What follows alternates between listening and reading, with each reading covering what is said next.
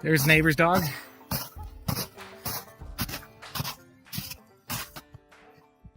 Whiskey.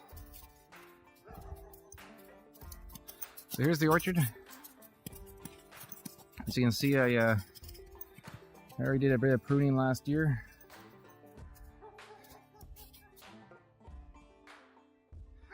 As you can see, it needs a lot of work. Here's one of the apple trees from last year. This is the only one I was able to get an early job on. As you can see, I cut off the big top branches. And the tree grew so well, there's still apples left. And here we are in January. So you can see all these little straight things right here.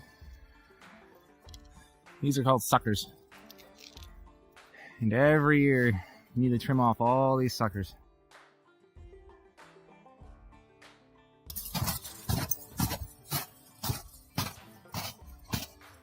You can see, for instance, though, this one, a lot of it was dead and around the bottom. And a lot of it decided to grow straight up. I need to cut out these straight branches, all these big, tall, thick ones. And I can only do it in the wintertime when the tree's frozen. If you cut them too late in the spring, the tree will drain and it will bleed out. Unfortunately, that's what kills the trees. I'm actually taking a big gamble here because I don't know if any of these trees are going to survive after I'm done the pruning process. Apple trees are very fickle, and cutting off too much will kill the tree entirely.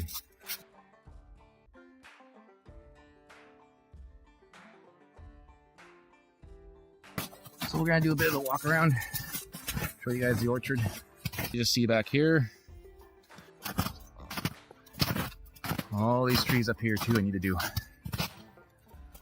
All these are apple trees, not this one. This one is something else. Half of it's dying and I actually need to cut this down. As you can see from last year's, I did a lot of pruning. The tree's growing way up. I still got a lot of cutting to do. All these trees, I didn't get too much time last year. Season was about to start, so I didn't have enough time to finish all these off. As you can see, a lot of these are just years of massive suckers growing. Some of these I'm going to have to really prune them up. Fingers crossed that I don't shock any of the trees.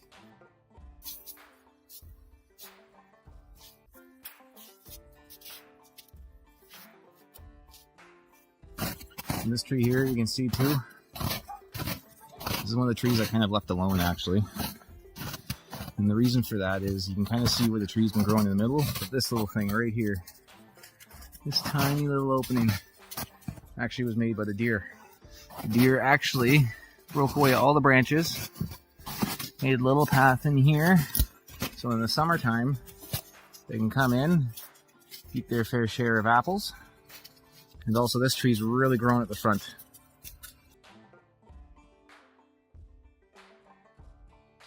So in the summertime all this would be green and very hard to see. And the deer can have this tree in the middle of the orchard. Because let's be honest, I have way more apples here than I need or I can ever use at the moment. And I can't remember the name of these bushes, but if you guys do, shout them out. Just gotta be wonderfully careful into these, because these spikes hurt. I would normally take these trees down, but birds love them, so I'll leave them up.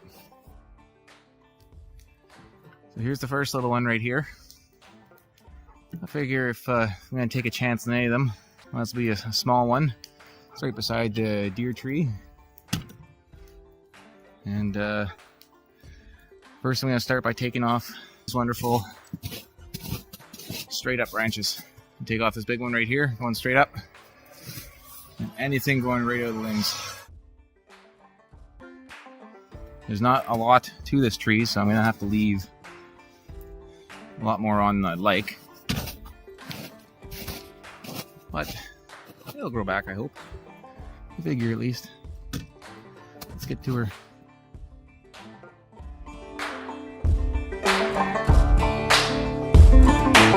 Got no sugar baby now. Got no honey baby now. Got no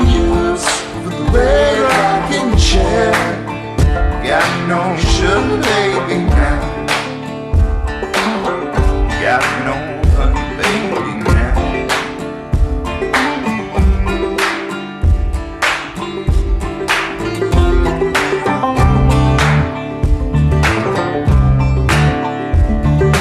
Got no sugar baby now. Got no honey baby now. Laying in the shade, keep a red diamond pain. What more could a poor boy do? What more could a poor boy do?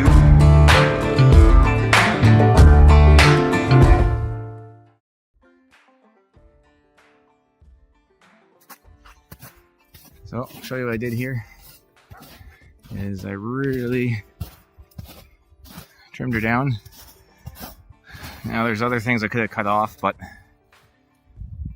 I'm not too sure how to do with this one because as you can see there's actually some black rot happening. What that does is it will slowly rot across the tree and slowly kill it. So I'm not sure if I want to take some of this more down, but I did leave some branches anyways. I think I want to see how it pans out. I took off a bunch of the stuff sticking straight up. As you can see, I missed a little bit, but you gotta start somewhere.